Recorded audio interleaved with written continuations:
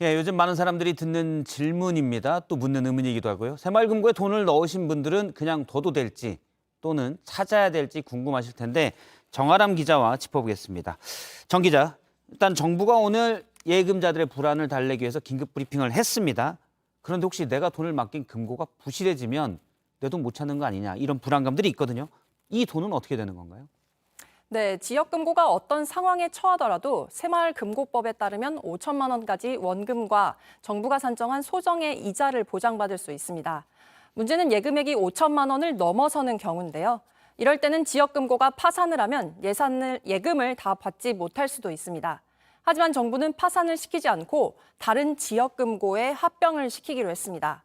이렇게 되면 5천만 원이 넘는 예금도 합병된 지역금고에서 원금과 이자를 전액 받을 수 있다는 겁니다.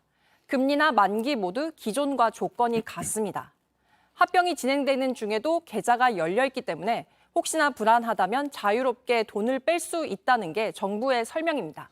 많은 분들이 이제 혹시 내 돈이 잠길까 이런 걱정도 있는데 계좌는 열려 있어서 합병이 만약 부실금고로 지정이 돼서 합병이 돼도 계좌는 거래를 할 수 있다 이런 얘기군요. 네. 그런데 돈을 찾는 사람들이 너무 많이 몰려서 이른바 뱅크런이죠. 대량 인출 상태가 되면 이 예금을 다 내줄 수 없는 그런 상황에 몰릴 수도 있지 않습니까? 네, 그게 가장 우려가 되고 있는 상황입니다. 정부는 일단 뱅크런 조짐은 없다면서도 그렇게 될 경우에 대비해서 비상 계획은 세워둔 상태입니다. 일단 새마을금고의 총 예금액이 260조 원인데 새마을금고 중앙회가 갖고 있는 상환 준비금이 77조 원입니다.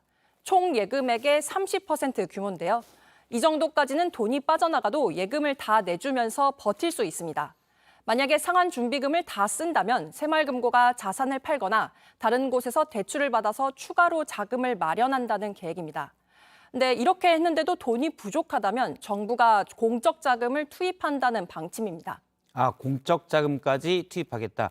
금융 이제 신뢰가 중요하기 때문에 그러는 것 같은데 앞서 이제 260조의 예금이 있지만 77조는 우리가 상환 준비금으로 준비돼 있다라는 건데 뱅크런이라는 게 갑자기 몰릴 수가 있어서 해외에 그런 사례도 있고요. 한계가 올 수도 있지 않습니까? 네, 물론 그렇습니다. 계속해서 돈이 빠져나간다면 100% 원금 보장은 어려울 수도 있습니다. 연초에 파산한 미국 실리콘밸리의 은행 경우를 보면 이틀 만에 전체 예금의 80%가 넘는 인출 요청이 들어오면서 결국은 버티지 못했는데요. 다만 지금 새마을금고 같은 경우에는 그 정도로 빠르게 많은 자금이 나가진 않고 있다는 게 정부의 판단입니다. 결국 예금자들의 심리가 가장 중요한 건데요. 불안감이 커지지 않도록 정부가 새마을금고 연체율을 낮추고 부동산 PF 같은 대형 사업에서 부실이 나오지 않도록 조치를 취해야 할 것으로 보입니다. 예, 불안감이 가장 중요한 거겠죠. 알겠습니다. 정아람 기자였습니다. 수고했습니다.